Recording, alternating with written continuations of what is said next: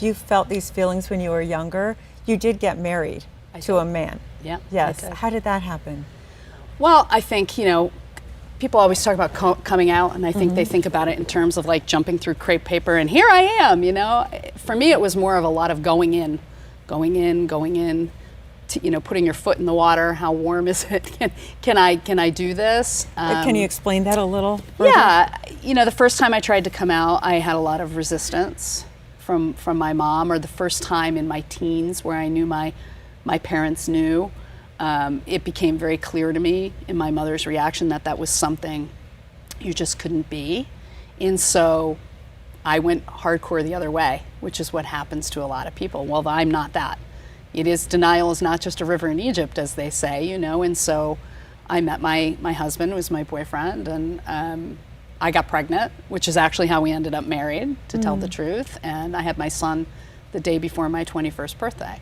And I think, I don't regret any of that.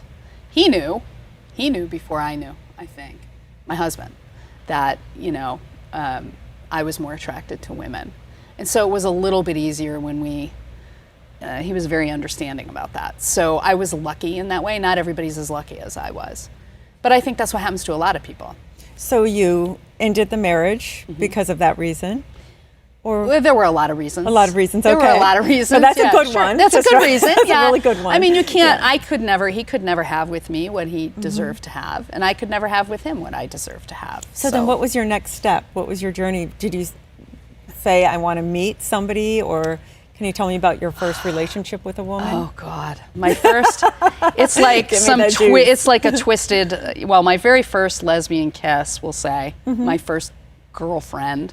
We were in New York, and we took a train from Connecticut, and we were coming home, and I remember her leading me back through all the cars of the train, so we go past all the people, and I was like, either she's gonna, live out some scene from Throw Mama from the train, or I'm on the Murder from the Orient Express, and I'm gonna be killed or something. Why does she want to go to the back of the train? And I remember sitting there for a little while. I don't remember how it happened, but we were sitting just like this, and she leaned over and kissed me.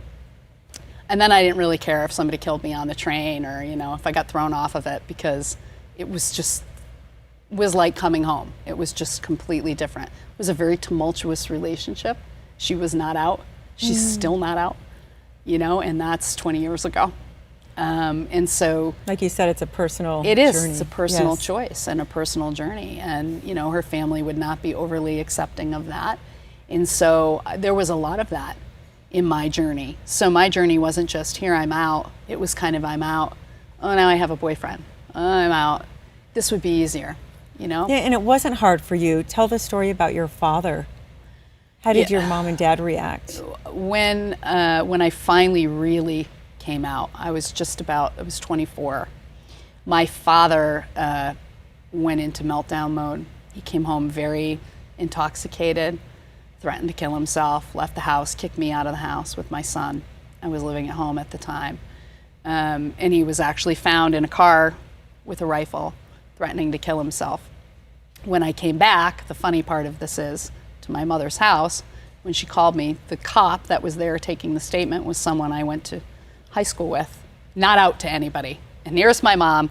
Well, we had this big thing, and my husband left, and he's upset because my daughter is a lesbian. So now everybody's going to know, right, that I'm a lesbian. So he didn't speak to me for 1.5 years after that. If I came into the house, he'd go in another room. And that was our dynamic for 1.5 years. Very hard. It was very hard. It shifted over time. It shifted over time. It took time. And it took patience. Were you still glad you decided to share that information, or would you hold off in retrospect? No, I wouldn't. You wouldn't? No. Yeah, you are such a big voice for this movement. Yeah, I mean, again, I think it's a personal choice, but I think those of us who feel that we can do that, it's so imperative that we do it so that other people know they're not alone, and so that they can see that there are models who get through the crud that can happen, and that there's another side, that it's not all darkness.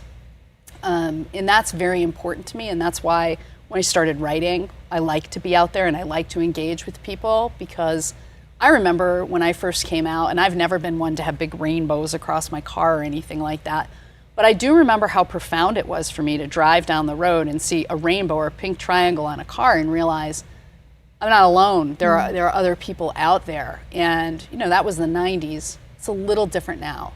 It was a lot different now. You know, the models are out there far more than we've ever had before. But it's imperative that people have that. I didn't have that many when I was a kid.